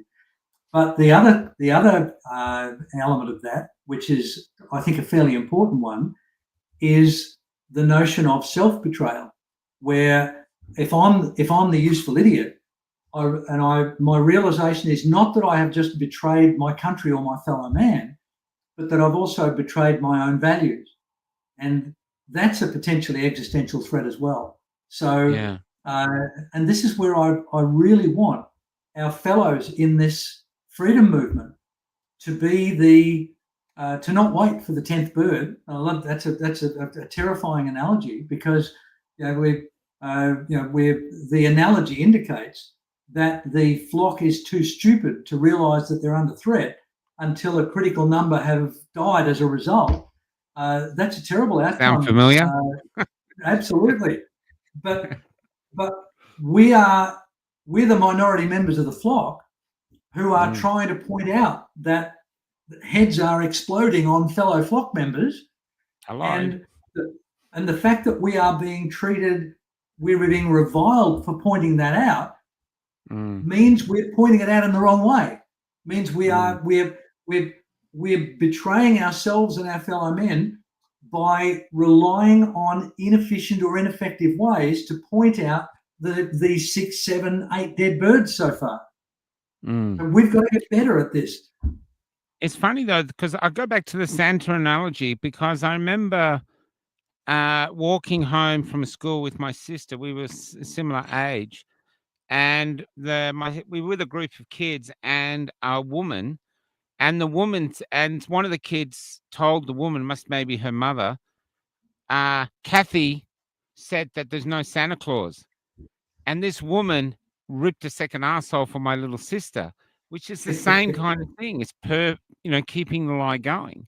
Do you know what I mean? So I know it's small and you think a joke, but when you think of it, you have experience of waking up, you survive. Of course, the presents keep coming, so that helps. But basically, I've been laughing, saying in some of these rants, like, we'd be in school and I'd go to you, Lindsay, I'm in kindergarten, Lindsay, this Father Christmas bullshit, mate. And you'd be going, no. I put cookies out and somebody eats them. Huh? Who does that, huh? You tell me. And because you want it to be real. And the people wanted to believe that the government was benevolent and really cared for them. And maybe they did. Maybe they just screwed up. Who knows? And that thing was safe and effective, because they all said it was safe and effective. But the evidence is just overwhelming that there are questions to be asked. Yep. And here is where the danger is of where we are now. That this is a great betrayal. They're trying to betray us in a way that they're silencing us and removing our freedom of speech by making it impossible to have freedom of speech, because you can lose your job, you can lose this. So they're silencing us, like that woman silencing the kid, instead of having us being able to fix the problems by identifying problems. You're not allowed to mention them. So it's like the government's telling us off, like Jackie Lambie today calling us anti-vaxxers and all this. It's similar territory, I think I got lost in the question. I'm sorry. But there's but I do think that you can feel it in the air spiritually that something big's going to happen this weekend. And it's not just for the marketing, because I haven't been watching much of the marketing. You can just sense it, that I think a lot of kindergarten kids are going to go up back to their parents and going, "You're Santa Claus. You brought the presents. There was no reindeer on our roof. This thing was never safe and effective. We don't want digital ID. It's here." And in other ways, and I tell you another way we're being betrayed, and people don't realize it. All of us now drive aware of cameras looking down at in case we're on the mobile phone, in case we've got a seatbelt on, whatever, always aware of these cameras. There's no human being behind this camera monitoring going, what's that? Oh, that's Lindsay. Yep, no seatbelt. Let's get the far. No, that's AI. Yep. AI is already controlling our movements and changing our behavior, and it's not even here yet. It's in kindergarten, and it's already making us change our behavior. So the stronger it gets, like I was talking to someone today, we're going to need digital ID for everything. You want to get your super out? Oh, you got to play with digital ID. You want to do this? Digital ID. Yeah. And so we're being constantly betrayed, which is probably a really great thing to be talking about. We haven't been betrayed. We're constantly being betrayed. We're even betraying our young people, especially our young men. I was talking to one last night, and I said, I've never known an era where men are so beguiled, I think, if that's the word, as they are now. And I said to this young man, they make you feel ashamed to be white. They make you feel ashamed to be Australian. They make you feel ashamed to be heterosexual. And he's going, yep, that's how he feels. And so this is it. We're here. There's an egg carton full of issues. I'll just sit back here and let you unpack it. Okay, starting with getting back to dear old Santa, I hope I clarified that I believe that the illusion of Santa Claus is benevolent betrayal. That Actually, Lindsay, we should make a claim that it's only our opinion that Santa Claus doesn't exist. For those out there who have been unaware that there might be an alternative explanation to why you have presents under your tree. Go ahead. Absolutely. And you and I are card carrying, willing to be wrong people. So even though we're talking this nonsense about Santa not being real, we're happy to be disabused of it. But if we're right, then it's probably one of the kindest lies that you could tell a child, because it fosters the innocence of childhood. It allows loving generosity from children without necessarily spoiling the child. There's a whole bunch of incredible benefits to that particular manipulation. So okay, let's put the Santa issue to bed. I happen to believe that there is a Santa, by the way, and that just shows how naughty I've been, because I look for him everywhere I go, and God forbid in Australia there's a lot of fat guys that measure up. Just with the big white beards. Yeah. Are you Santa? Okay. Are you Santa? I read a story in the Reader's Digest probably 50 years ago. A little boy on a bus, and a hippie got on with his long flowing beard and his caftan, and it was a really pouring with rain day. And this innocent little child looked up at this hippie and said, "Jesus, why did you make it rain today?" And the guy just smiled and said, "Because the trees needed a drink." I love that story. So, there's nothing wrong with benevolently allowing children to live in a fantasy world, but we've got to interrupt it when they're about 14. We've got to, and unfortunately, what our indoctrination education system currently does is it keeps them in that fantasy world. And the fantasy they then live in is, if you do exactly what we say, then we will look after you. And that's malevolent manipulation, because a lot of them, we don't look after them, even if they try to do what we tell them to do. So getting back to the march, I wish all the best in the world for the march. I want the march to be a moment of sweeping change.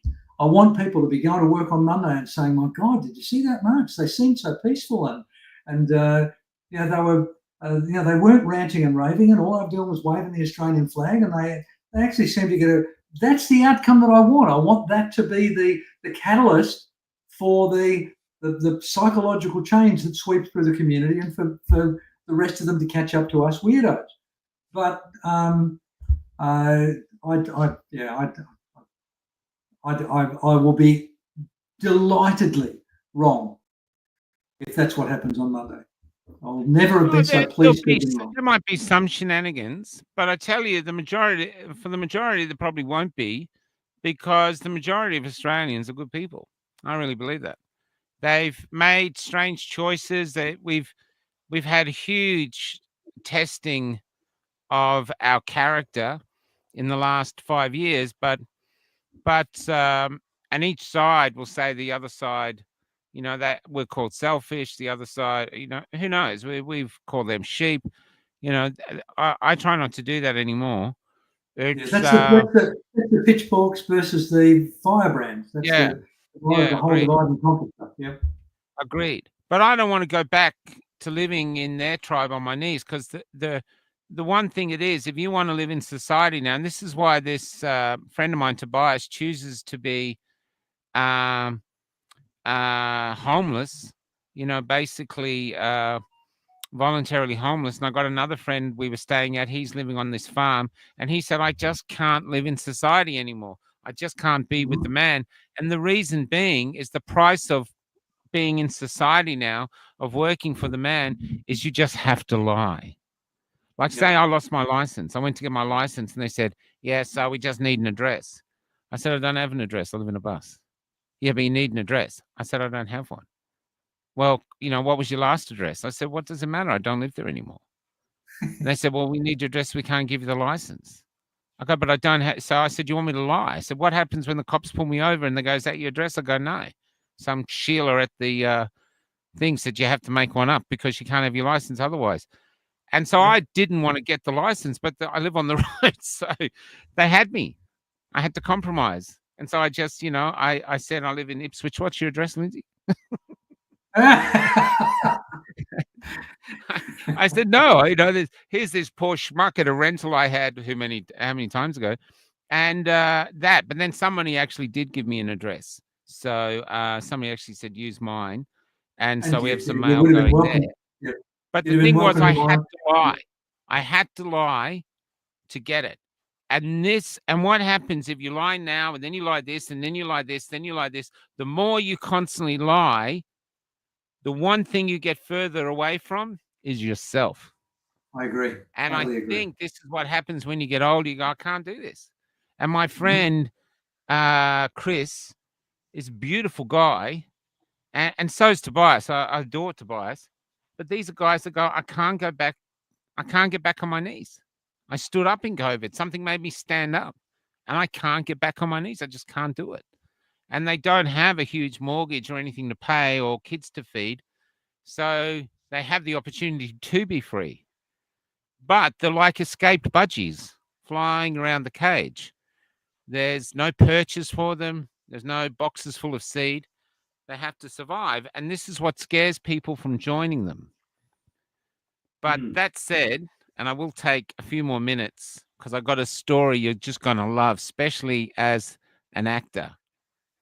Yep. I'm going to show you how good a storyteller you are. I'm going to give you a story that has no written end, and you're going to laugh at a certain point. If I haven't told you this already, have I told you about the chickens? No. Okay.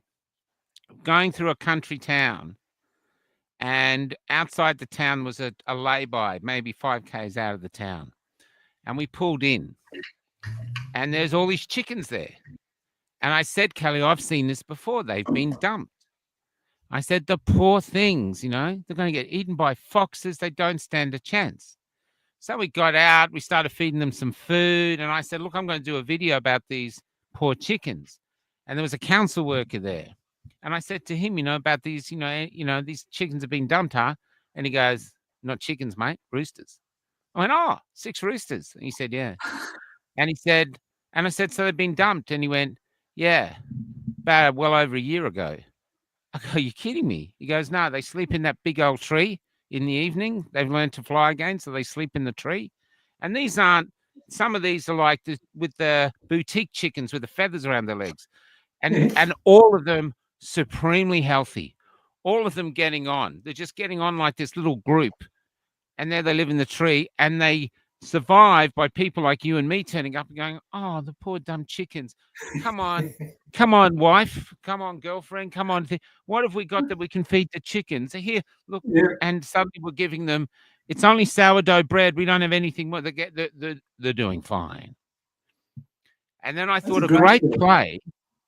great play would be, there's me and you and say 2 others, make it 4 to make it simple. Chicken helmets on, chicken feet. Our bodies can still be the same. And we're just on the stage walking around like chickens, getting on, figuring out what we're going to eat. And then a car turns up and it dumps a hen. See what I mean? You've already made up the rest of the story. Well, the direction my mind went in, I wonder over the time that we 4 male chickens have been pecking around, how many of us have become gay, and we don't even remember what a hen's for. I don't know. They look pretty frisky. I've always wondered why we don't have a sort of a country full of gay praying mantis, because the praying mantis, you got a female praying, she eats your head. So you think being a gay praying mantis would mean you'd live a long, healthy life, come across something. Sorry, not my thing. I'm going with that. I mean, can you imagine being the male praying mantis, knowing that was going to be the price of ejaculation? I think I'd become a gay chase it. You didn't recognize a cock when you saw one, Michael. No, I thought it was chased, actually. I thought there's a cooker. That's a great story. Yeah, I love it. But the thing is, there's a real story behind it. Is people are frightened. Imagine these chickens in the coop. You can't leave the coop. You know, if the farmer doesn't look after you, he's been so good to us. Look, he'll be here in a sec. He's just sharpening his axe, and instead we stay there thinking there's no way we could survive outside. And these 6 roosters with no money, no job, no concept of money, are thriving. And so it makes, and here's me, like I'm living in a bus and people go, do you want a real bed? You know, my favorite joke is they come up to us and they look at poor Kelly and they go, do you even have a bathroom in there? And we say, oh, I've got one in my ensuite, but Kelly doesn't have one. And but the thing is, they look at us as though, you poor things, and like, you know, you don't have any of the things we have. Yeah. But Kelly and I are incredibly happy. We actually, we do a lot of work. We get worn out by some of the sad stories we hear, and we're sort of like surfing the decline of our culture and this, hopefully looking for anything of rising up. But once all the jobs are done and we're alone, here we are in our bed. We're like snails in the one shell. We're okay. Outside of society, we actually found there are ways to make a living, and it's not the end of the world. In fact, you discover things about yourself that are worth the journey of surviving being ostracized. You know, there's this period of, oh my God, I've lost everything, and you think it's all bleak. And all around Australia, I found the same. People doing things they never thought they'd do before. My favorite story, sorry to steal the show, my favorite story was this 72-year-old woman who'd left Melbourne, and she couldn't hack it. She had to get out, and she got a job on a cattle station in Marble Bar. And she was the cook. And when she's 72, when I talked to her, she goes, you know what I'm doing, what I've been doing? She goes, they put me in this 4-wheel drive buggy with some supplies, and they send me to check the fences. I have to go around the whole property. That is bigger than Singapore by herself. 72. Now, she used to live she goes, I lived in a safe society. There was my little thing. I did my job, went to the doctors. I couldn't survive outside of that. Now it's 72. She comes back from traveling, checking the fences where camels might have run through it and going past snakes and all this other stuff. And she comes back under an ocean of stars that she can't see from the suburban light because of the suburban lights. Yeah. You don't know what you're capable of until you decide to travel through the pain of loss. Yeah. You just don't. One of my favorite music albums is The War of the Worlds by Jeff Wynne from ELO. And one of my favorite lines out of it is, man is born in freedom, but he soon becomes a slave in cages of convention from the cradle to the grave. And so those cages of convention, it's no wonder that people are terrified to get out of them, because, and I often refer to my clients, I say to them, you have become accustomed to living in a very uncomfortable comfort zone. And the first part of your journey is to recognize how uncomfortable your current comfort zone is. And that will motivate you to move out of it and take the terrible risk of changing your own life or the way you approach your own life. And it's the people who do it, the people who find the capacity to do it and to begin to exploring new ways of living and understanding and experiencing and engaging and relating. It almost, I've only been doing it 30 years. I've yet to have a client be harmed by doing it. And that guy you mentioned who's now homeless in Canberra, the people who are trapped in the cages of convention would say, but look at the terrible price that man's paid for his freedom. And I would almost guarantee you that if you said to him, if you knew this was the price of freedom, would you pay it? He'd go, hell yes, 3 times over. But they're trapped in cages of convention, and I honestly believe that we in the freedom community have got the opportunity to help these people reach out, because the key to their own liberty is within arm's reach outside the door of their own cell. All they've got to do is pick the key up, turn it, and walk out of the cell. That's right. I actually, the thing about saying we feel like escaped budgies is that we spend our days flying around the cage, interviewing other escaped budgies and holding the stories up to the ones in the cage and going, listen, there are other ways to exist. There's not all the stories like that. I interviewed this woman. I'd love to meet her in person. She was 50 and said, if I don't do something different, I'm going to kill myself because I cannot stand my life. And so she had a rowboat built and she rowed across the Atlantic. And then we've interviewed her now. She rowed across the Pacific and she's done it. I did a 2-hour interview with her. It was extraordinary. And she talks about how she'd hear sharks bumping the bottom of the boat as she's sleeping, flying fish swimming over, all these extraordinary things.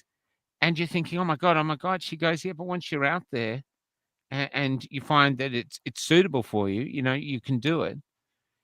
She says she can't wait to be it. She feels she thrives.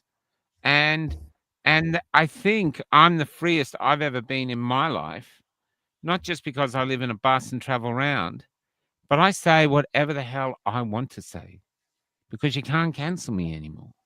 Yep. You can't do it. You can't threaten me with anything. Yeah, and their attempts to cancel you are blatantly pathetic. When I look at when you now come up all the time on my YouTube feed, and I go on and I see that one of your interviews. What was the last one I looked at? I can't remember the most recent one. But it had Holsha or Adrian. Yeah, with Adrian. Sorry, with Adrian. He's great. It had been up for I think about 6 hours or something. It had YouTube was saying it had 6 views and no likes, and I thought, yeah, right, you sons of bitches, you're too mean spirited to even acknowledge that this brilliant man has got this. He's got this army of people who are really interested in what he's saying and the people he's talking to. And you're too mean-spirited to even show that he's popular because you're terrified that might be the catalyst. He might be the 10th bird. Nah, I've only got 6 people follow me. They're just multiple personality disorders, so they come on in different voices. Jason here's got about 12 different personalities. I thought it might have been your 2 friends and each of their 2 friends. Kelly's one.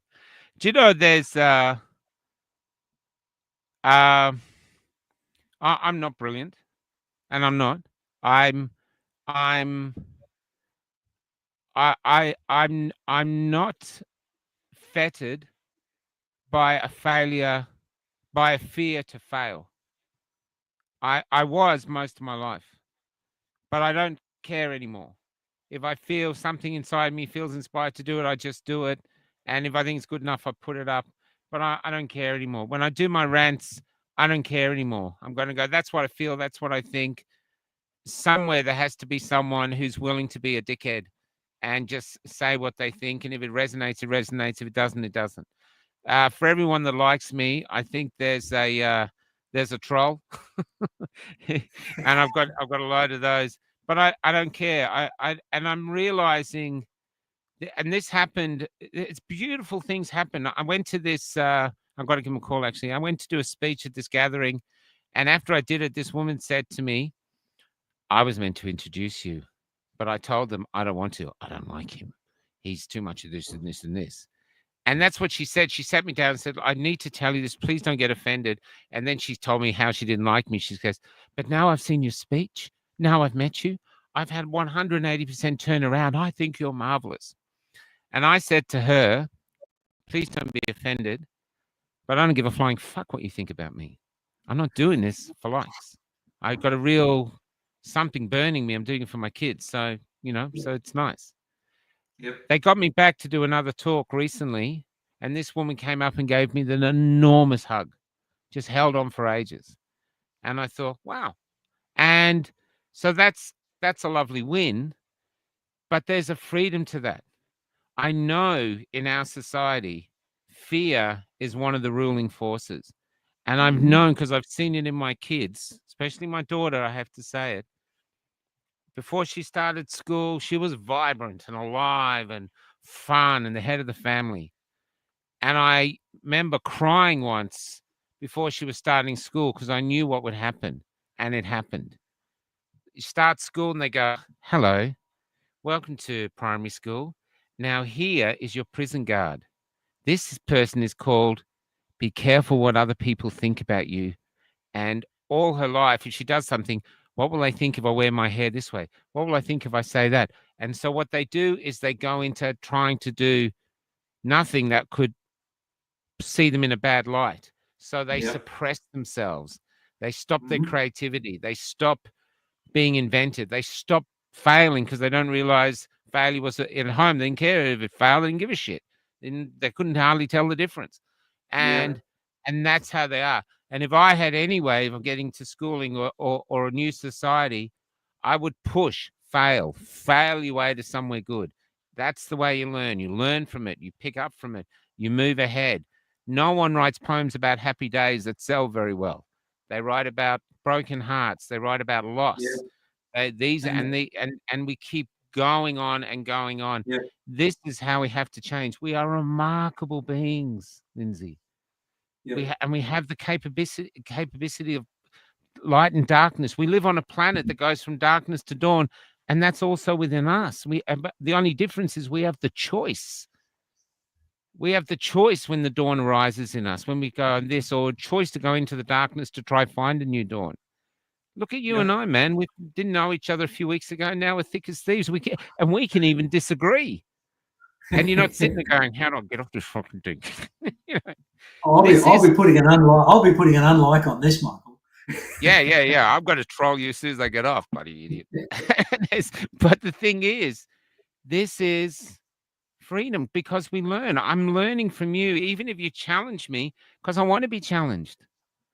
Because if you can suddenly prove, actually, Michael, have you seen it this way? I'm going, oh shit. And that a thing of constantly learning or constantly trying to understand what's going on about you, so you're constantly searching for meaning, keeps you alive. I agree. Keeps you refreshed. Oh, I bounced back from my heart attack. That's my tribes made me do that because I try to celebrate them and understand the people that surround them. There's a purpose. So I'm okay. One of the things that's jumped out of what you've just been eloquently describing is that we forget that we all started our journey not knowing how to talk, how to eat, how to walk, how to laugh. We had to learn all of those things, and not a single human on earth learned to walk without falling on their ass at least 1,000 times. Thank you. So, and did you go there? Oh, I fell. I'm never going to stand again. No, you just tried. Exactly. But unfortunately, the environment that we grow up into, one of the expectations, and it's a ridiculous expectation of adults, is that you never do anything wrong. I mean, one of the apprehensions I have about doing this podcast is that I've got a professional target on my back, and I know that there are going to be trolls, and they will download this and they'll get a transcript of it, and they will pore over every one of my words, and they will find the one that they will be able to complain to APRA about, just in order to try and suppress me doing it. Now, that to me, that's not a failure. To me, that's a win. That means I've got some useful idiot to waste all of that time to make an arsehole of themselves, and they think they've got power over me. When I got my first APRA complaint, which I must admit, it was like being told I had cancer the first time. Getting an APRA complaint is a kick in the guts. It comes out of the blue. They usually send it to you at about 5 to 5 on a Friday afternoon, so you can't even get legal advice on it until Monday. And the language that an APRA complaint comes couched in is based on the assumption that the receipt of the complaint will cow you, that you will go, oh my God, I'm in trouble. What have I got to do to get out of trouble? That was not my reaction. My reaction was, what the hell? Oh man, I'm really looking forward to being able to talk to these people. Now, at the end of it, when all the dust settled, I got the same sort of sentence that Donald Trump got for his 34 fraud convictions. Have you know what sentence Trump eventually got after that ridiculous court case? No. Zero? Well, you know, he was sentenced. The same judge that found him guilty on those, whatever, 34, 39 ridiculous accounting errors, the same judge, after he'd been elected president, that judge convicted him of an unconditional discharge. That was his sentence. An unconditional discharge. Yeah. You are found guilty. Now go free. Isn't that ridiculous? You've said you had cancer twice? No, sorry, and that was a slip of the tongue on my part. No, that's cool. I just thought, but I wasn't going to get into that now. I was thinking that'd be interesting for another, because dealing with tragedy is something that our group has done. So I'll be interested to see what you want to talk about next time. But I'll tell you something while we're talking about babies learning to walk. And this is the thing about life. If you're living, I'm telling you this now, this is something that taught me about life, was working in nursing homes. Because if you work in a nursing home, you realize there's no finish line. There's no ribbon going across. And you go, hey, Lindsay, I'm 80 years old. Hey, man, here's your trophy. Well done. You got through your life. 6 marriages, cancer, you got through all that, this and that, stuff like this, And here you are, man. Here's the trophy. No, there's just a bed in a ward with some other people and people moaning around you and you waiting to pass on. Yep. The living is in the journey. I agree. If you're alive on the planet now and you're not in a nursing home, now is the time to live. Yep. Now is the time. This is it. This is the finishing line where you are now. If you're still alive tomorrow, you got another race. Enjoy it. But this is where you are. And I tell you one thing that I'll never forget, because I used to do agency. I used to go around different nursing homes. It was easy work to get. This is when I first came to Melbourne. And I was in this crappy nursing home, of which there was many. And you got to imagine a long, dark corridor with about 24 rooms going off either ends. And I was on night shift, and I'd just done the final turn of turning people over. And then I heard something, and I went down, and I looked down the hallway. Most of it's dark, except a few security lights. And all I could hear was about 6 or 7 old people calling out, "Mummy, Mum, Mum, Mummy." Yeah. Just like they would have done as babes. So they come full circle. Now, I don't know if their mother is on the other side waiting to welcome them in. Oh, I don't know how it happens. But what it taught me was the living is in the living. Yeah. Live now. That's that line. When you read Maroon, there's a line in there that I send it to you. There's a line in there, if you do read it, that says, the psychologist says it. I hear it all the time. What do you want to do? Live. And what's stopping you? Life. Yes. Yeah. My existential belief is that, and I really want this to be the case, and I love what you've been saying because it exemplifies this. I live in the expectation that when I die, I will stand before my Creator in some way. I can't imagine what it's going to be like, but my Creator will have a huge list of all the mistakes I've made, and He's going to say, "Well done, you."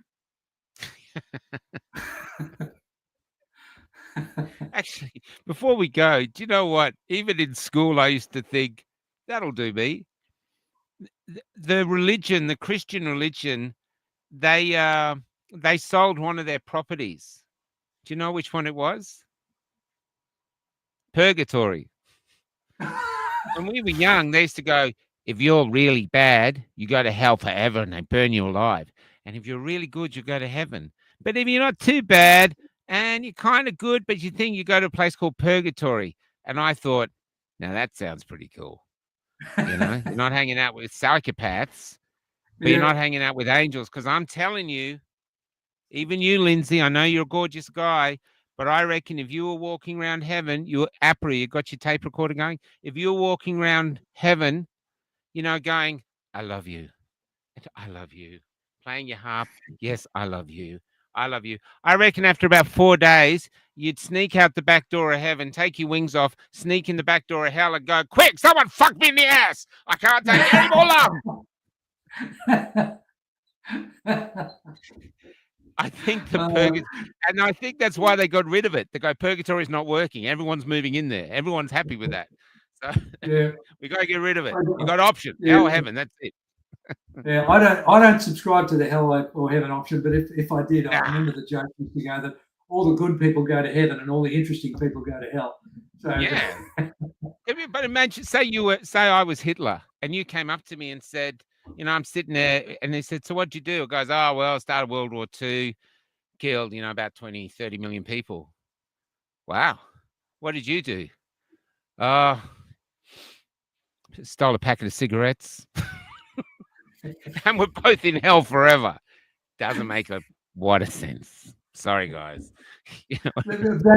That's a dangerous rationale, because the person who steals a packet of cigarettes may well say, "Oh, well, in for a penny, in for a pound, I may as well be Hitler."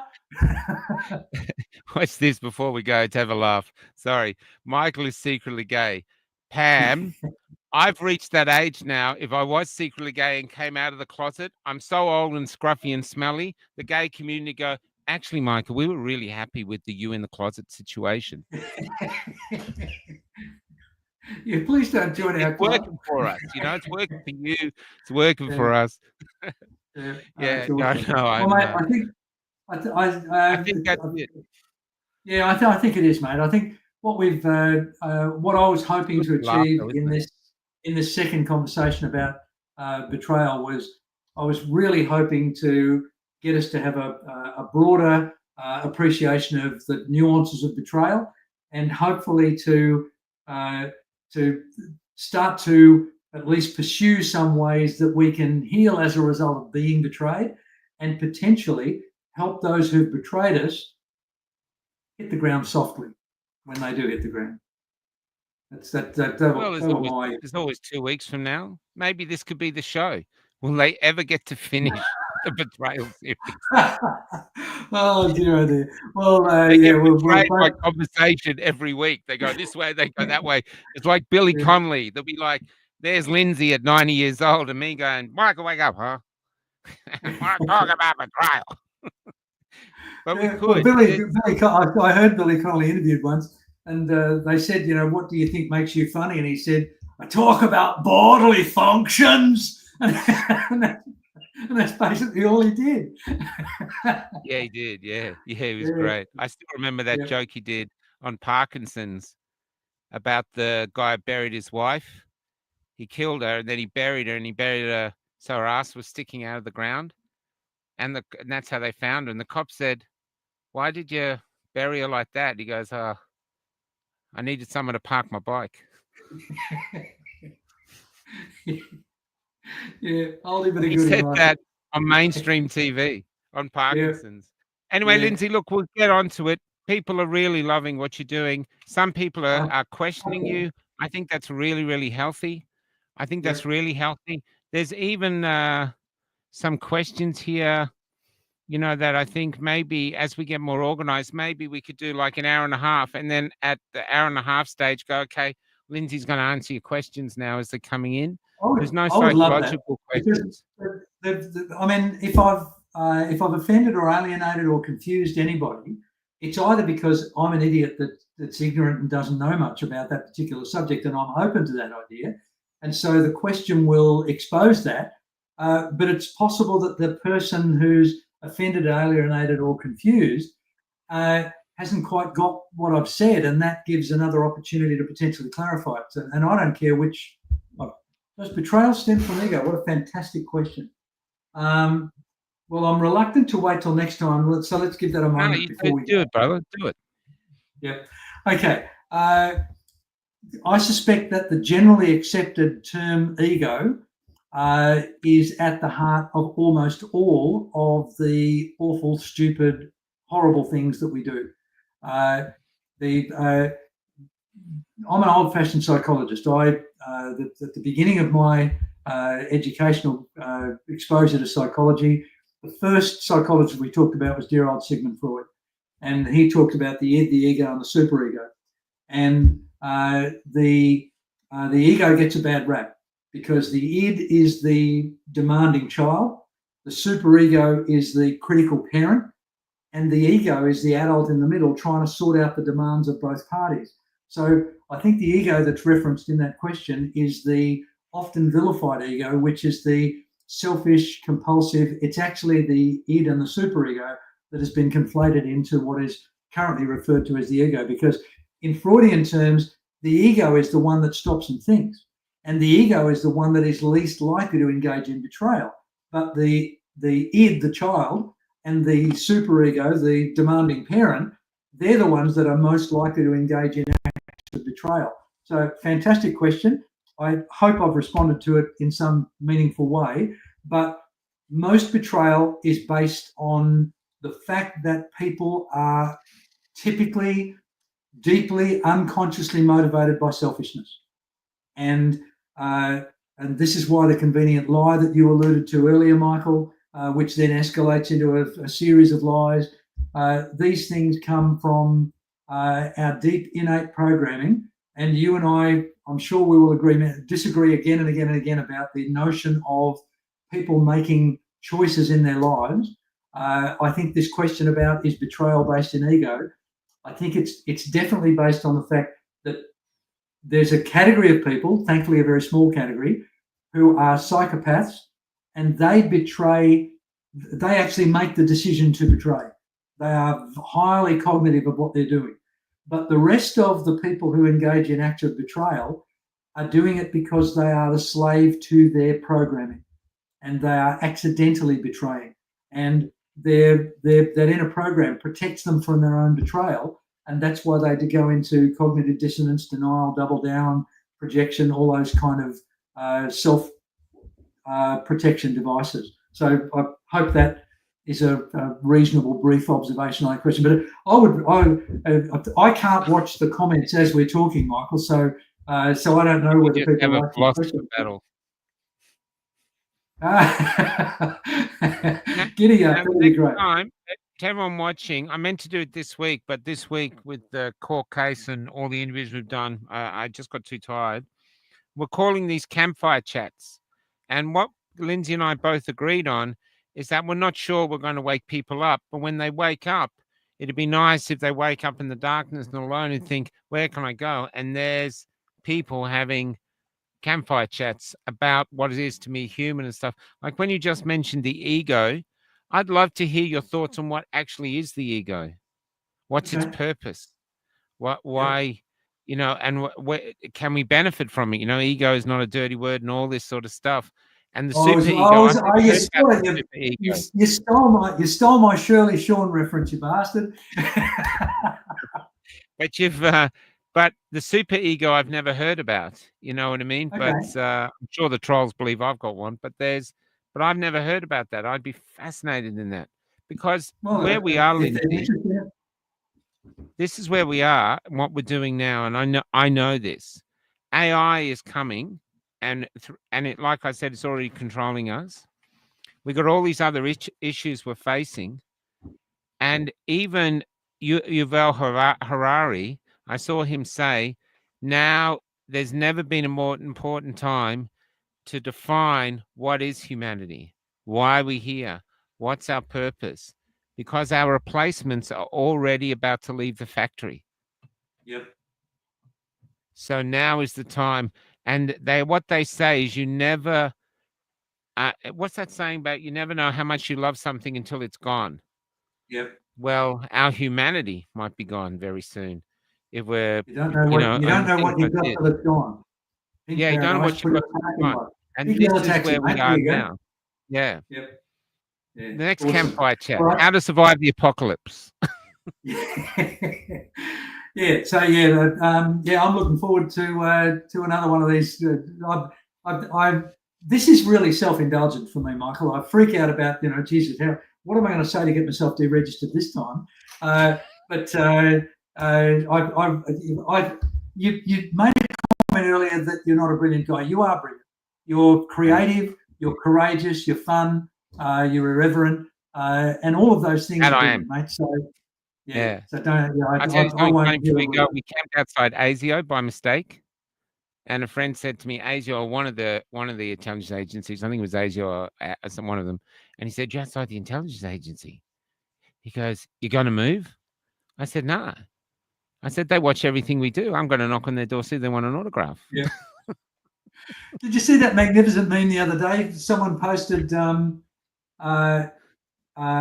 about the CIA, and they said they're watching everything you do, and they'd spelt their THEIR.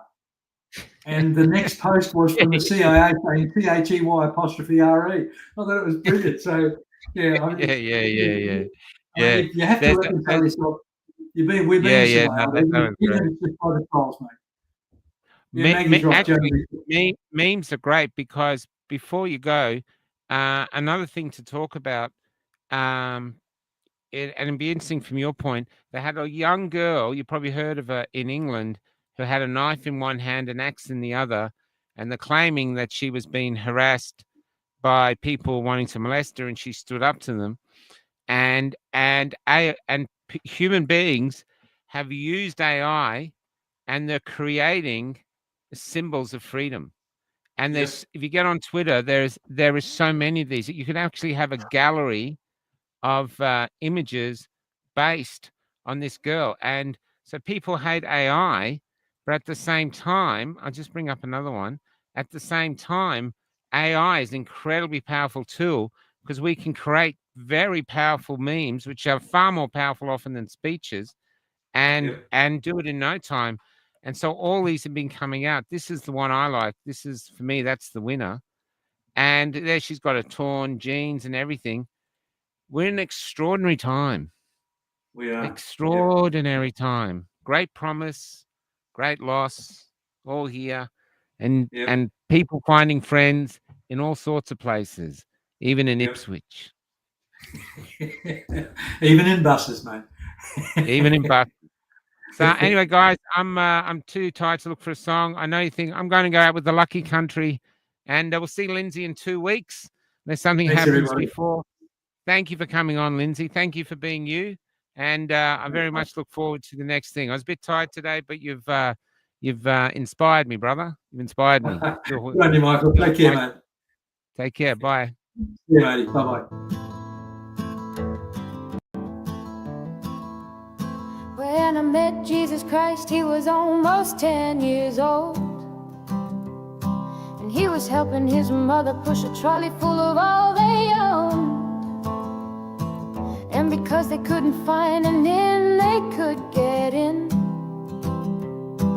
they were heading to the city and leaving Bethlehem. Couldn't you perform a miracle? I'm out of them, he said. I tried turning nothing into warmth, but it just made my mother cry. It just made my mother cry. Mary Magdalene has become a man, and tonight he's old, and she has been riding my tram. Now it's late and she's trying to sleep beneath the poster for a bank. Your dreams are important to us as it bathes her face in gold. Come give us your natural gifts, we make wealth from toil. Come pretend for history's page that we're advancing or straight affair. Let's pretend that we're all advancing or straight affair.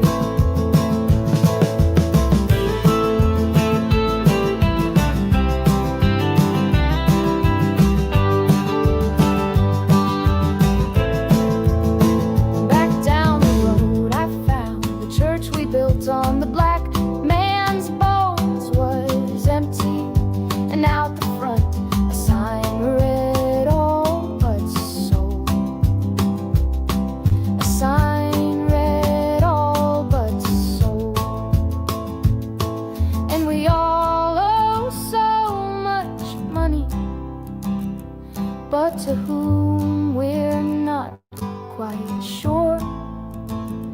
So head down, we just keep running along our fading golden shores. So head down, we just keep running along